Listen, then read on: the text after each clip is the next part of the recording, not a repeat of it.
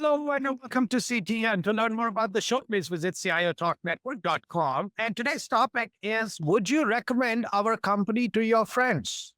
What do you do if you want others to recommend your company to their friends? It actually requires the person, for you for that matter, to feel special, to be cared for. You had a remarkable experience, not just satisfactory. And also the thing which will have improve the way you do business or live your life. All of those things have to come together for you to recommend a company, a service provider to your friends. What does it take if you want this to not just be a one-time thing or a fluke, but a regular phenomena for it for other people to refer your company to their friends? To discuss this, I have David Seidl, Vice President of IT and Chief Information Officer from Miami University. Hey, David, how are you? I'm doing well, Sanjog. How about you?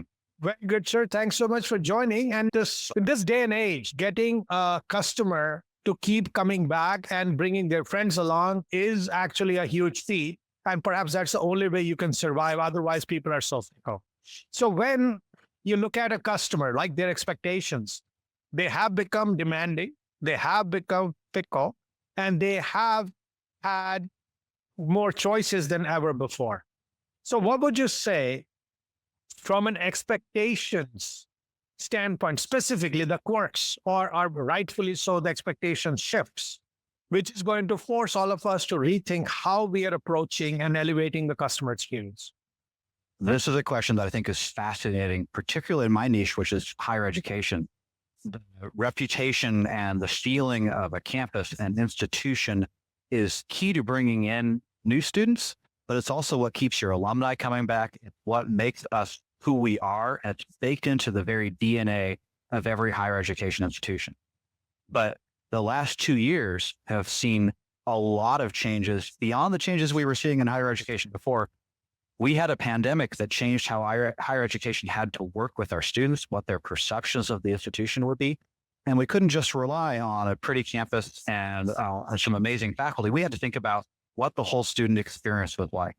So we not only saw expectations change, but needs change. Going remote changed both what they need and how they want to receive it. So we saw a few things. We saw individualization continue to grow because people's needs need to be met much closer to where they are rather than one size fits all.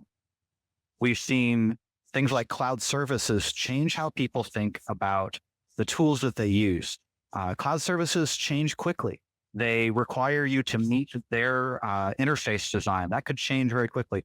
We've also seen mobile devices change how people think of how they interface with things because you can set them up your way. It's always with you. How you interact is a lifestyle change for many people.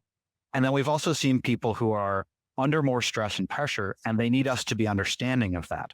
So we've had to shift all of how customer experience work to be able to meet these changing needs. From my perspective as the CIO, one of the things we did was we implemented services faster. We were not a Zoom campus before the pandemic. And about 30 days in, we were suddenly a Zoom campus, which was one of the largest wide-scale implementations we've done in higher ed in my area ever. We've moved forward in terms of how we meet our customers. So we now talk to them in different ways. We communicate with them in different ways. We are personalizing our communications. We're personalizing their experiences. All of those things have changed along the line. All of that you just mentioned, a lot of expectations will have changed and will continue to change. So is there some sort of preparation an organization can do to take care of or stay ahead of these changing expectations, especially because when we know that whatever you're going to prepare and get ready for could also not be obsolete, but would not be soon not enough because there will be more changes and even increasing expectations. So how do you keep playing catching up, or can you ever get ahead of this and feel confident? And every 4 years, our customer base is turning over entirely. And so that means we are constantly trying to change to meet those expectations. So the first thing you have to do is you have to stay in tune with your customers. You have to have ways of getting to see things from their perspective. And one of the ongoing jokes in higher education is our students who are 18 every year feel a lot younger to us as we get older, much faster than we feel like we're getting older. But it means that we will very quickly be out of touch if we only listen to ourselves. It is my experience over 20 years ago as an undergraduate is very different from what a modern undergraduate's experience will be. And it's very different from the things they'll demand. Their parents might have a lot in common with me, and I might be able to talk effectively to their parents, but I really need to be in a different headspace to talk to our students. And so we do a lot of things. One of those is we have a lot of voice of the customer related items. We are listening to our customers as they come in, but we also listen to them through high school. And we make sure that we're listening to what our students say. Parents are customers too, and we engage with them in a lot of places that they will find familiar, everything from Facebook to surveys to direct interaction. And we listen there all of the time. That doesn't mean that we can do everything everybody wants, but we can start to make institutional shifts to meet them where they need us to. So the other thing that's interesting is in higher education, you also have to be careful to care about your core organizational ethos. And I think this is true for every company. If you lose who you are, you will lose your distinctiveness. And so you have to balance every change you make against the things that make you a successful organization, that are the heart and soul of your organization, and make that still come true. And that balancing act is where success or failure can come for a lot of organizations. See, one is that you get into the listening mode and listen to your customers. And then when you bring that back, you've got to be able to translate that into something actionable. But then that action cannot be as effective if you did not know where you stood and where we got to go, so that you take very specific surgical maneuvers.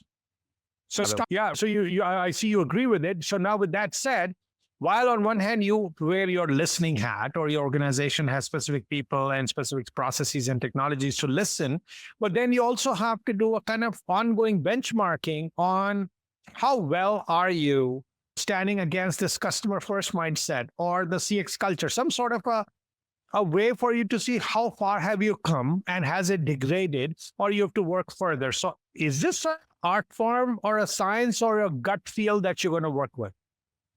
I'm a fan of both the art and the science. I come from a risk assessment background, and we like to talk about qualitative and quantitative measures. And I think if you only do one, you're missing something really important. But if you do both and you pay attention to what they mean, you have a much better chance of succeeding. A really meaty example for me is that we, on a yearly basis, survey all of our students about how their work with our technology on campus is going. So we ask them, what do you think about the Wi-Fi? What do you think about our learning management system? Do you have appropriate services that are working for you? And we also ask them to define what they want versus what they receive versus what they could see somebody else providing them. So we're basically figuring out where in the spectrum they are. Where would they like us to invest? So we're able to do a measurement year on year and compare each year and see that change over time. We look at things like net promoter scores. And if you're not paying attention to things like net promoter scores, where you figure out whether people are supporting you or not, you're probably not doing everything that you should around customer feedback.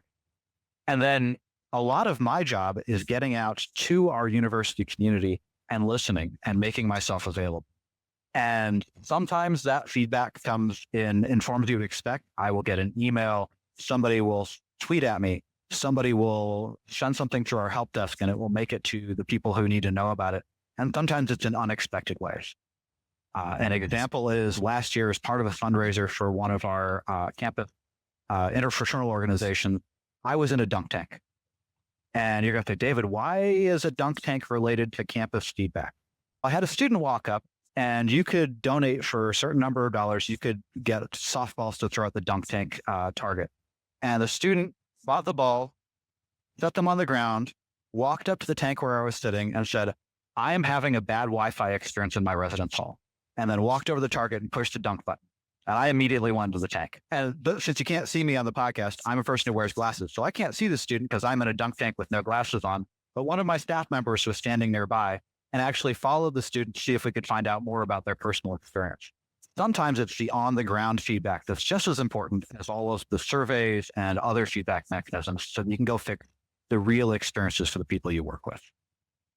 Would you say there is a holy grail of a standard which one must pursue or strive to get to for us to say, okay, this is the place where we all have to go and let that become the vision, if you will, which will drive everyone, because you alone cannot pull it off anyway. So you want your whole crew and the business users and everyone along with it to make this happen.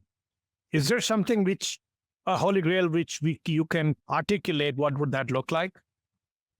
That's a really interesting question, because I think it is different for every organization what their holy grail is. It depends on the business that you're in and how you interact with your customers and what you want their experience to be. At Miami, we have a phrase that frequently we will say that is love and honor. And that phrase, love and honor, says a lot about how we want to interact with each other, how we want to interact with our students, how we want people to leave and remember Miami, and what we want the rest of their life as Miami alumni to be like. We want them to feel loved, cared about, cherished, to have that connection to Miami, to each other, to our community.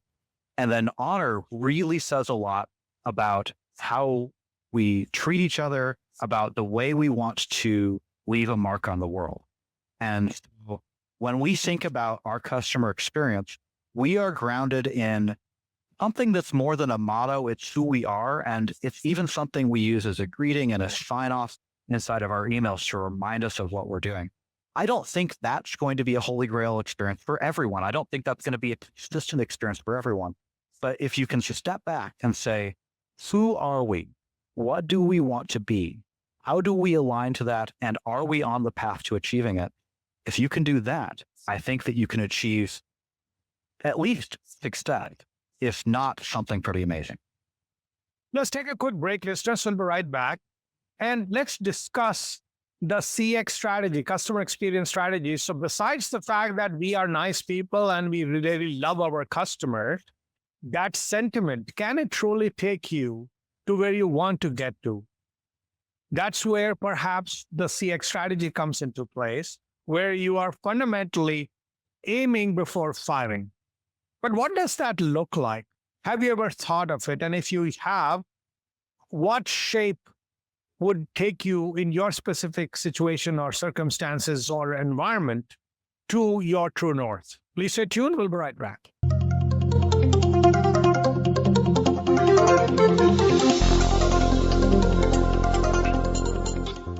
Today, enterprise technology is both strategic and global. Each week on CTN CIO Talk Network, IT thought leaders from around the world share their experience with listeners as they discuss with Sanjog Aul how they are trimming costs and partnering with business to innovate and help IT become more competitive, better care for customers, and improve the corporate bottom line. If you want to keep up with IT thought leadership, listen to CTN CIO Talk Network with Sanjog Aul at CIOTalkNetwork.com.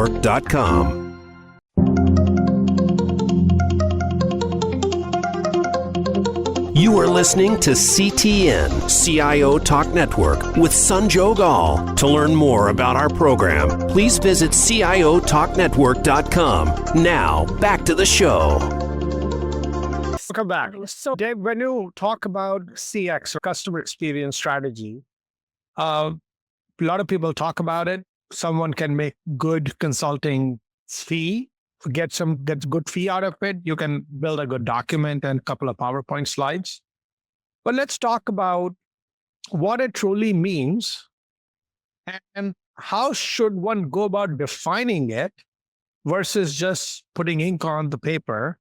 And what are specific important elements or tenets of such a strategy, which in this day and age, if properly defined, will at least give you the hope that when you implement such a strategy to realize it, it will take you in the right direction? I think the first thing that comes to mind when you talk about a customer experience strategy, is it truly strategic for your organization? Have you stopped and thought about what customer service being strategic means? Can you describe to your organization why you're doing it, why it's important, why you're going to focus the resources to make it something that is a core part of what you do? And a lot of organizations will say customer experience matters. And many of us have dealt with service providers or somebody that we call up and complain to about something that doesn't work, where they tell you that the customer is something that matters. And we all know after that experience that we're pretty sure that's not what actually happened. So the first thing that for me that comes into a customer experience strategy is making sure people know that they're responsible for customer experience.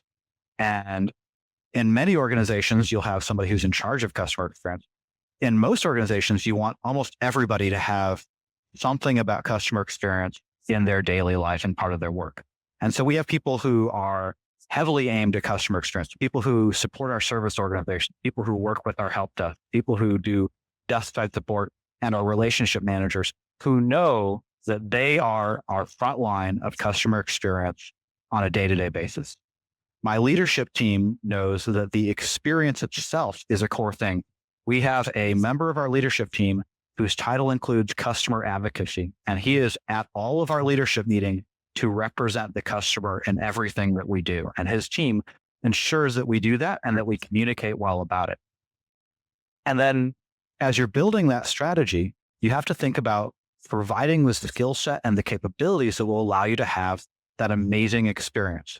In some cases, that is making sure that you actually have the skill sets for UX design. So is your user experience good? On our campus, we have some great undergraduate program classes that actually involve user experience. And we will bring in user experience skilled undergrads to help us design our new interfaces for things before we roll them out or to test what we've got. A previous employer, we actually took the entire organizational management chain through a design thinking program so that we would all be thinking about how we built things and what designs we put into place from that perspective. It doesn't mean that design thinking was the only thing that we did, but we gave people additional skill sets with a focus on what the customer was going to experience. And then when you've got all of those wheels spinning, the last thing that you have to do is be able to step back and say, how do we know if we're succeeding? Can we measure this? Can we see our impact? Can we see our year-on-year goal? That's a longitudinal thing so that you see year to year whether you're making that impact, because this doesn't change quickly in a lot of cases. It's also a momentary thing to make sure that the tone is right. If you make a big mistake, if you have a massive outage, you have to make sure that you're actually doing the work to make the customer experience make up for that moment and that you're not going to cause the same problem again. So it's a very much a whole package of putting all of these things together and then maintaining it. And then you can get to your CX strategy if you've done all those things to define it and make it work. Now, when you do talk about these things, and I'm sure you touched on the ROI part, but CX itself can get fuzzy pretty quickly. And especially when you're getting from the customers, you cannot directly connect to the number of dollars you made or the annual value that you got from a customer or a lifetime value of a customer. Are we going and measuring it in numbers enough for us to say that wherever we are spending money, it's going to really create a good business benefit, which is tangible? That's a difficult question on the best of days. I think the answer will be yes in pockets. I know exactly how much I spend on my help desk. I know exactly my customer service satisfaction response scores. I can point to investments in wireless capabilities and the overall perception of campus. In fact, between 2019 and 2020, we had something that happened that is rare on college campuses. Our faculty annual assessment report for us from our survey had positive scores instead of negative scores. And faculty in general across campuses are not the most positive when they get a chance to provide feedback. So we could see both quantitative and qualitative improvement. What I can't tell you is how many students Miami maintains and retains year to year based on whether we're providing excellent IT service. That's not a thing that I'm going to get. So I have some things that I can see and improve. I have some things that I can get some feedback on, and I can see how people feel about them, which is why I really like the qualitative assessment. And then some of it, I just have to assume is part of my job to be successful. And I have to look at that and say, of the many things I need to spend people time and dollars and resources on, are these the right thing? And for me, a lot of the time that really does come back to aligning with that organizational ethos and our belief in the kind of institution that Miami wants to be and is, and making sure we maintain that. if you have a bunch of different things going on, just putting a good help desk in place, which you should anyways, it will contribute towards CX, but that's not the sole ammunition you will take to elevate the CX within an organization. So when you are trying to look at the ROI formula, so there is benefit, there is risk, and then there is cost. How would you define the formula for CX in your organization? Where does the benefit sit? To some extent looks obvious where the benefit is, but then hard benefit, and on the other side, the cost and the risk. How would you define it? Yeah. The benefit in many ways for me comes down to a couple of things. One is the educational mission of the institution. So are we successfully graduating our students with a preeminent undergraduate or graduate education? Are they getting what they need to from Miami? And part of that is having what we think of as the Miami experience, which is where that customer experience is. And I'm not the only owner of customer experience. In fact, I may be one of the least important owners of customer experience on campus on a lot of days. The folks who run the residence halls own some of that. The faculty own a lot of that. The people who make our housing and dining work, the groundskeepers, all of them own an element of the customer experience for our students and for our parents and for our alumni. So the benefits there are sometimes tangible, sometimes intangible, and sometimes you don't see them for 20 or 30 years after somebody's graduated. And then they come back and they donate for a building on campus, or they send their kids to Miami, or they come back and they do a talk on campus that makes a meaningful impact on somebody's life. So all of it is part of what we are.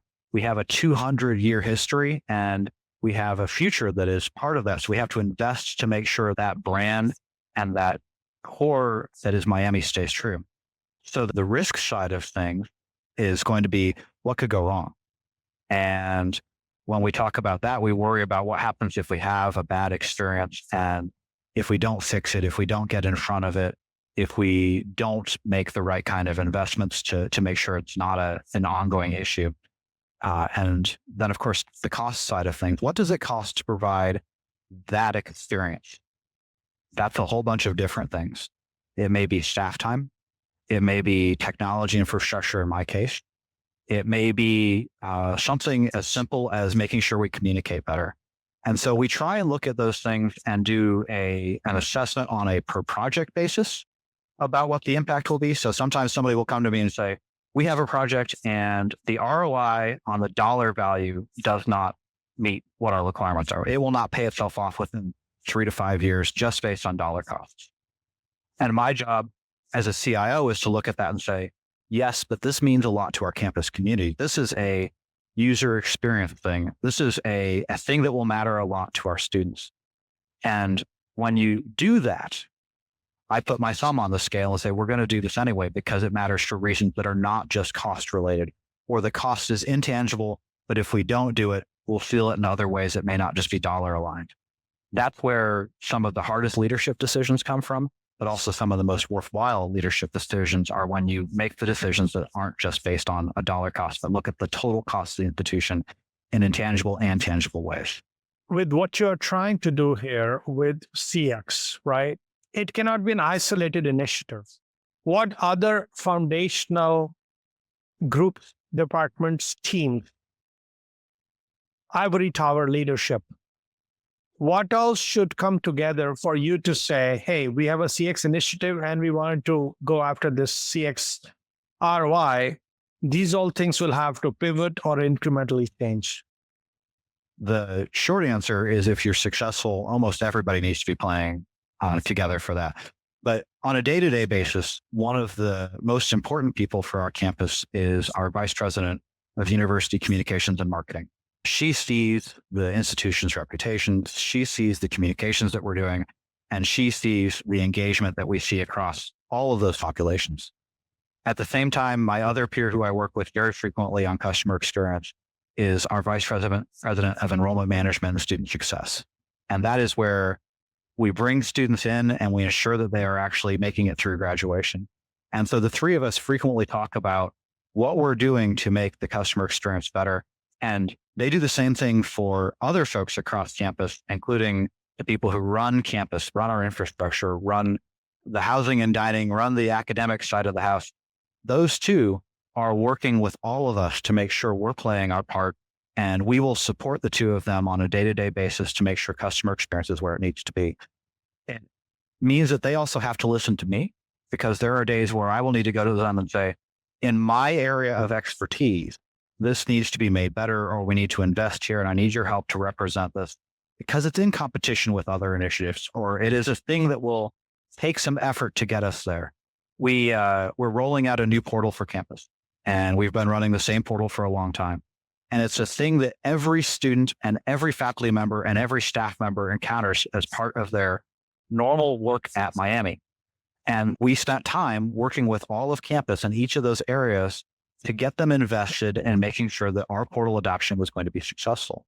One of the things was we stopped running the portal as just IT running the portal, and we actually democratized our portal so each of those divisions can control their segments of the portal directly, and they meet together as part of a working group to ensure that we're governing that portal well.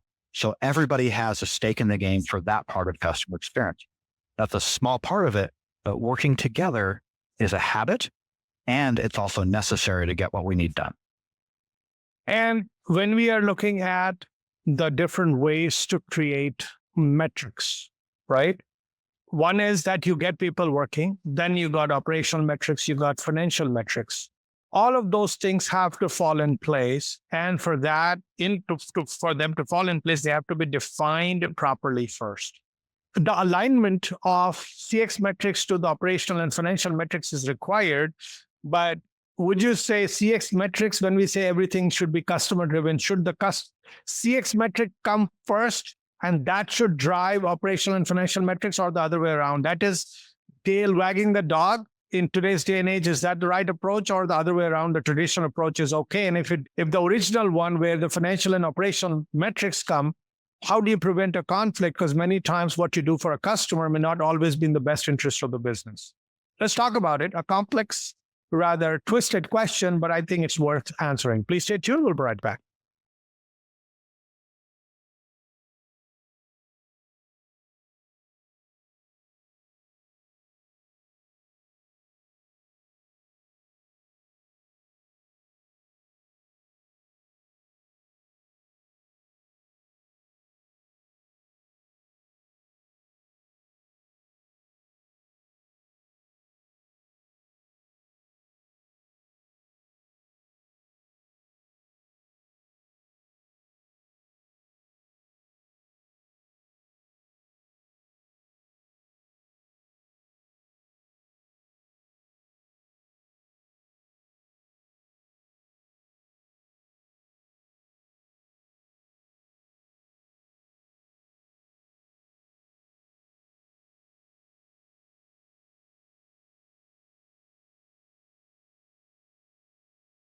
Welcome back.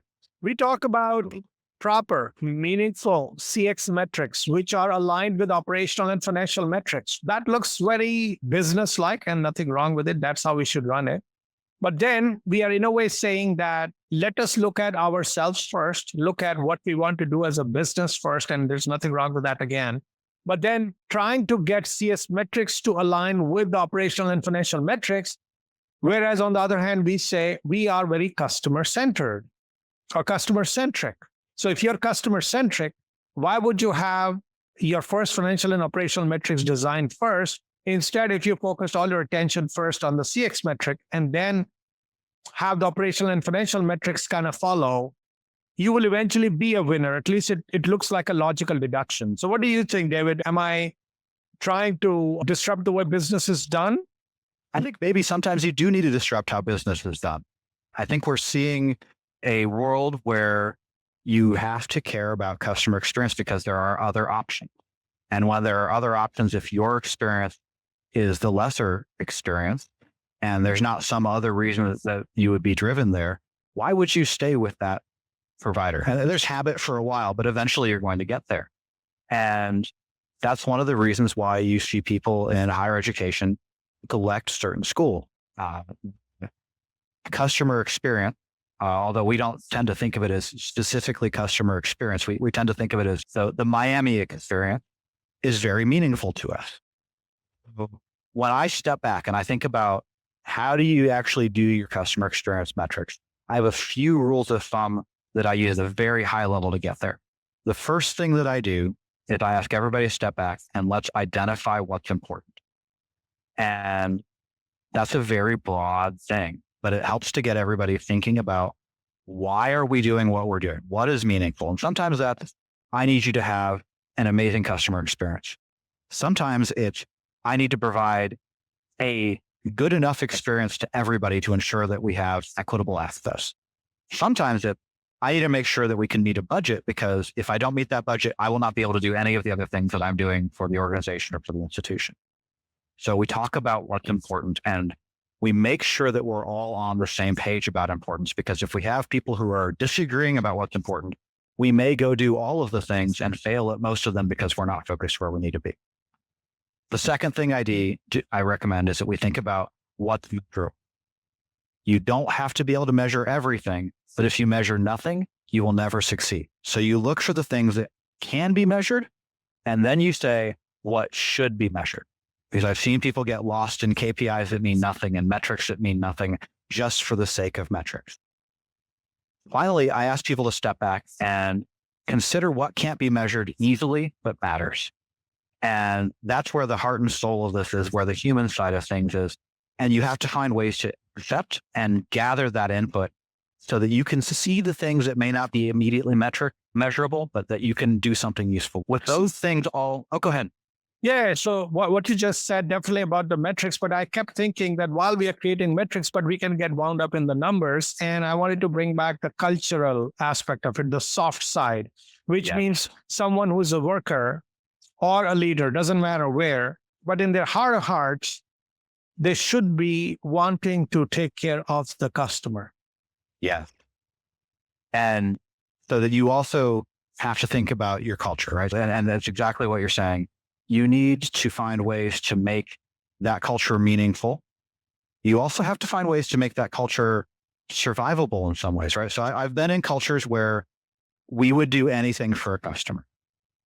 And sometimes that was to our detriment, because sometimes the thing that the customer wants is not what the institution, the organization, or the department can sustain. And sometimes the thing that they want would actually cause harm to other customers.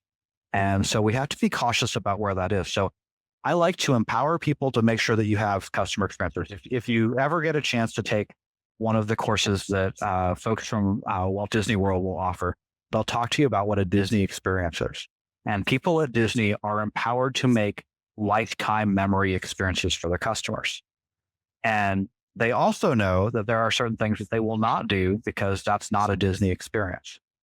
When you think about your organization, you have to figure out what your organizational empowerment should be and what the experience people should have with your organization should feel like. And it may not be a Disney experience, but here it would be a Miami experience. And people will say a Miami experience should feel like this. And if it's not happening, we need to figure out why. And they know as individuals, as employees, as staff members, as faculty, that there are things that they can do to make that experience better and that they are personally responsible for as part of our community. Exception can't be the rule, but we can make exceptions to make sure things go right. And that is a very big part of empowering people to make that magic happen. And what do you do when something starts degrading, and which can degrade not because people suddenly are averse to taking care of their customers, but things could break down, well, like that happened with the pandemic, or there could be some other issues, whether it's M&A. Yeah. Watching for degrading is such an important part of it. And it's where those measures and the qualitative assessments that we talked about earlier come in. You have to watch for it sliding. And sometimes it's a momentary bump. In my organization, we recently had some Wi-Fi issues. And we took a beating in our student satisfaction surveys. And I'll be showing that to our board of trustees. And I'm going to tell them why we had those issues. I'm also going to show them what our path forward is to regaining the trust and regaining the stability that our institution is used to from that Wi-Fi perspective. And we know that's a momentary thing. The pandemic changed how a lot of folks see higher education and what higher education should be like. And going to remote instruction and online instruction, which are two very different things, mean that people have different concepts of the educational experience than they would have if they had been on campus for the entire time. So that is one of those larger scale issues that we realized that we essentially had 2 or 3 groups of students who were essentially having a freshman year experience. And we wanted those students to have a Miami experience so that they could have a lot of those high value interactions that freshmen normally get. They could build those connections they would have built in the residence halls. They can build the community connections that make college what it is in a lot of ways for a lot of people.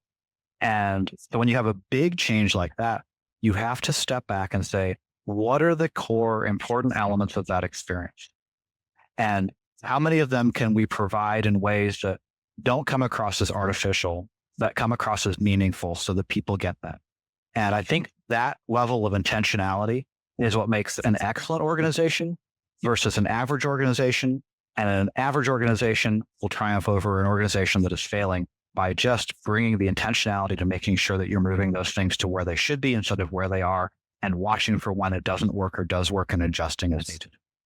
Now, when we talk about taking care of the culture and eventually the customer, etc., there are some wise people who said you take care of your people so that they take care of the business. Which means while we could remain customer centric, but how about we take the formula of employees first, customer second? And if you did that, what would you have done as a foundational set of things in terms of creating the environment for employees to, of course, feel good themselves before they start feeling good about taking care of their customers? I think a lot of that comes down to who your organization feels like they are. What if you took a member of your organization and said, who are we? Would you hear a consistent story? For years, I've told my staff, I actually have 3 rules that I bring to work with me and for people who want to work with me. And I try to make sure that they go through any organization that I'm in. And so my 3 rules for getting there are pretty simple. The first one is do the right thing. And I believe that organizations that have a belief that they should do the right thing and that they are empowered to do the right thing, and as they see something that's not the right thing being done, that they should change it, will be more powerful. And people always say, what if we disagree on the right thing? I said, that's what behind closed door conversations are for. If you're genuinely doing the right thing, I will stack your play and we'll talk about it later if we need to.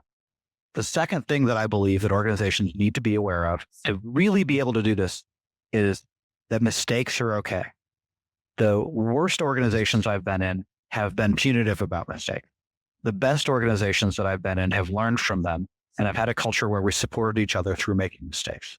So if you can do the right thing and you can make mistake, you're going to have a pretty empowered organization. And then my last thing that I believe is really important and that you really want to make your organization be healthy with, and this is probably a David thing as well. I tell organizations my number 3 is have fun at work. Because if you're having fun, your customers will be having fun, the people you interact with will be having fun, and you'll have better connectivity across your entire organization. So we focus on elements of culture like that to make sure that we're taking care of our employees. The other thing that we focus on is community. So we've got our ethos. We talk about how we ensure the people who come in become part of Miami.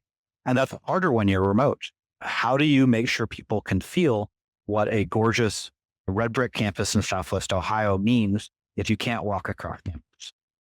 And so we focus on a lively community inside of our Slack channels, inside of our email communications. We do a weekly update that has a combination of useful information, perspective, some terrible geek humor, all of these things that come together to build a community. And we've had people who joined us say that they saw something remarkable when they joined our community. They saw something that they wanted to take with them if they left. And so we keep track of how people feel about what our community is like when they join, and we make sure that we are maintaining that community for them through their time here. All really important. The community and having an ethos are things that will get you through and make a customer experience great for everyone. Let's take a quick break, listeners. We'll be right back. And when you mentioned that people should have fun and they should really be singing kumbaya and eventually in that process also take care of the customer. But we will always have people who are thinking me first versus we first. So where is the ball getting dropped? Did we not hire the right people? Or somewhere their motivation levels dropped to a level where they started thinking either survival or say, I don't care. And all of that in some form of fashion will create leakage or perhaps some negative impact on all the other initiatives that may be going on. So what do you do with the people within? And or if you're using partners, what do you do in terms of selecting the right partners with the right expectations and even build good relationships with them so that they jump on the same bandwagon that, hey, folks, let's get together, give customers experience of a lifetime.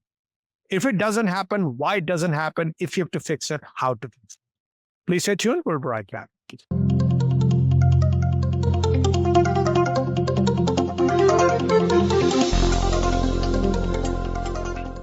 Today, enterprise technology is both strategic and global. Each week on CTN CIO Talk Network, IT thought leaders from around the world share their experience with listeners as they discuss with Sanjog Aul how they are trimming costs and partnering with business to innovate and help IT become more competitive, better care for customers, and improve the corporate bottom line. If you want to keep up with IT thought leadership, listen to CTN CIO Talk Network with Sanjog Aul at CIOTalkNetwork.com.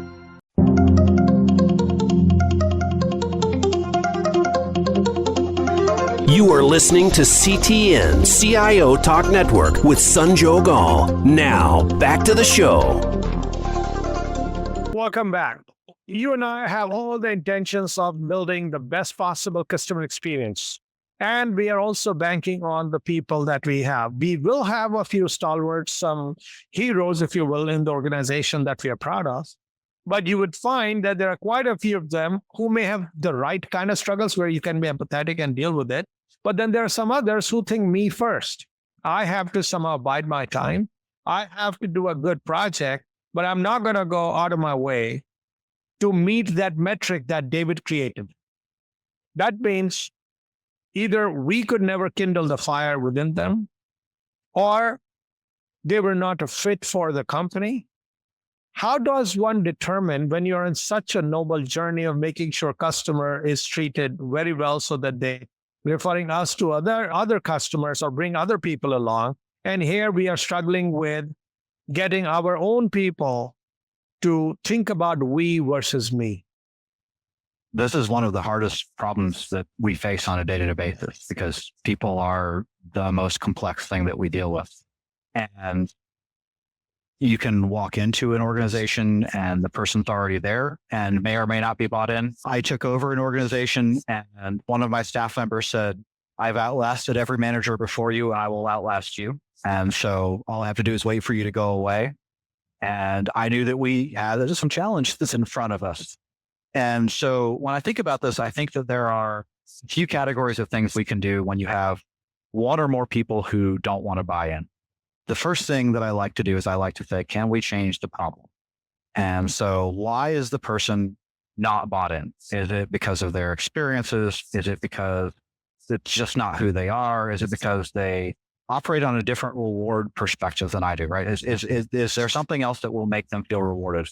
And so can we change the problem to a way that will work for them and for them to either at least engage or ideally come around to seeing why this is going to be the way we're going to move forward together? Sometimes we have to change the situation. And sometimes changing the situation means that they're not with the right leader, they're not in the right team, they're not in the right role. But we could change something about where they're at and either put them in a place where they will not cause active harm, where they may be more satisfied, where they may be more challenged, but change something about the situation they're in and make that issue either less or go away. The final and hardest thing, but one of the things that I think is so incredibly important in organizational leadership is sometimes you have to change the person. And frankly, sometimes we change ourselves because we're not the right person for an organization. But we also have to own in leadership positions not allowing an individual to drive the organization down. Everybody has run into somebody who is the poison pill for the team, the challenge, the constant naysayer. And sometimes that fit is just so bad that you cannot work with them in the organization. The longer you maintain that status quo, the more harm you will do. And the other side of that is, as leaders, we also know that when we take one of those actions where somebody does leave the organization, the teams will say, what if it was me? And it's hard for them to deal with that. The individual is a human being. We care about them as an individual. They may not be a fit for an organization. You have to approach that well. But if you take those three ideas, change the problem, change the situation, change the person, you can solve some of these personnel situations, sometimes issues, and then get back to your key focus. If you're only focused on that problem, you're probably not putting the time into the other things that were more important. And then we're way back to the first part of the conversation where we were talking about strategy. And if you're deep in the trenches with the problem, you're not working on strategy. You're working and spending all of your time on these specific issues. If we are looking at leadership, you did talk about the leadership. And one is that you might be at the top, but then there comes the mid-management. And mid-management is who that frontline worker worked for. And they also join a company because they like the manager, or they also leave the company because the manager sucks as per them.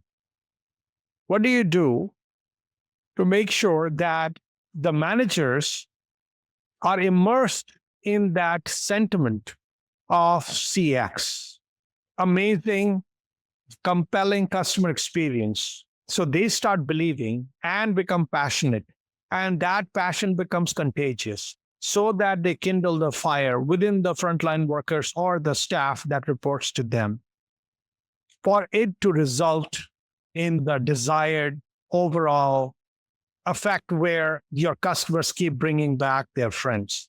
You doing things at leadership level at the top, or you doing at the frontline or a staff level, this mid-management can many times kill and or accelerate your path to nirvana. What do you do about this middle layer? Mid-level managers are where the rubber meets the road. Absolutely. And a lot of organizations, if you walk into them, you're going to have a lot of managers that you've inherited who may or may not have been given opportunities to grow. One organization story was that a number of people were in a room 20, 30 years ago. They said, we need some managers. And they picked 4 or 5 people in a room to become managers. And that was all the management training they ever received. And they continued in the organization for the next couple of decades, basically just because they'd been picked out of a room back then. That doesn't prepare people to be successful. They may be successful because they're a remarkable individual, but it doesn't give them the rest of the things that you would equip them with.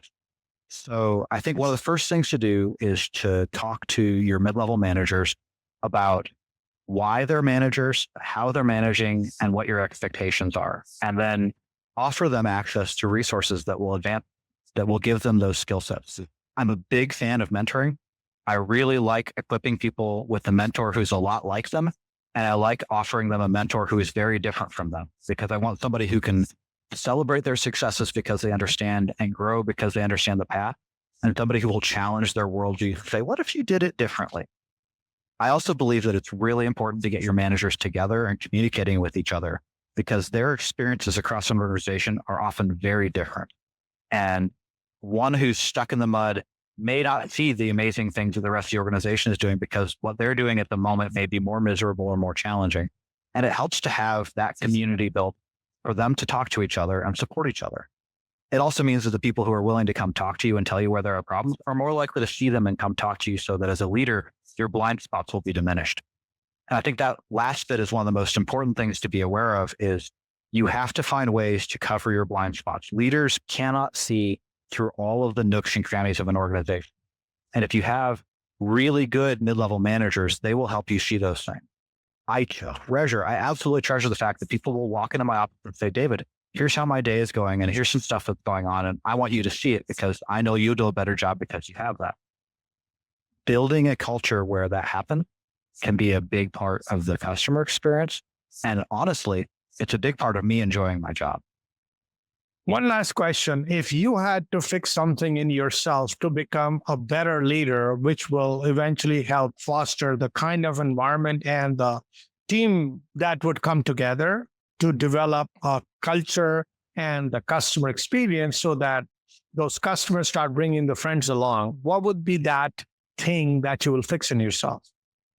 Challenging yourself to get better is probably one of the most difficult things we do as individuals, as leaders.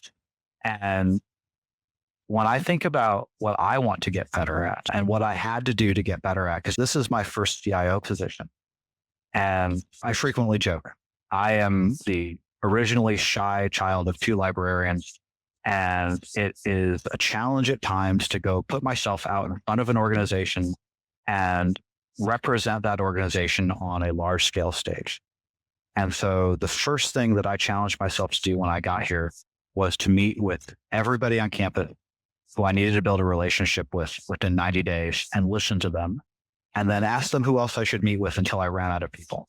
And as an introvert, and as somebody who knew that I couldn't let my introvert nature stop me, I had to force myself to do that day in and day out, and to focus on the skills that would let me build even more relationships than I had been able to build as a director who was running technology organization, or as a direct report to a CIO who was running a big chunk of the organization, but was largely in the building working with the IT people. I've worked on that myself. And then the next challenge now is being humble and going and asking what I'm not doing right now, because I've been at it for a while and I'm sure I have new things to learn. So the next round is to ask my peers, what would you like me to do differently? And I'll be asking that same group across campus, what else do you need from me? What else can I do to be a better partner? And my hope is I've built the trust that they'll tell me so I can keep getting better. Once again, thank you so much, David, for sharing your thoughts and insights about how to create an environment where when we ask a customer, would you recommend our company to your friends? They will say, oh yeah, you bet. Thanks so much again, David. Sanjog, it's been an absolute pleasure. I really appreciate the opportunity. Great to have you. Listeners, hope you enjoyed, got some nuggets out of this. I did. Please connect with us on social media. Subscribe to our podcast. Once again, thank you so much for listening to CTN. This is your host, Sanjog Aul. Till next week, take care and God bless.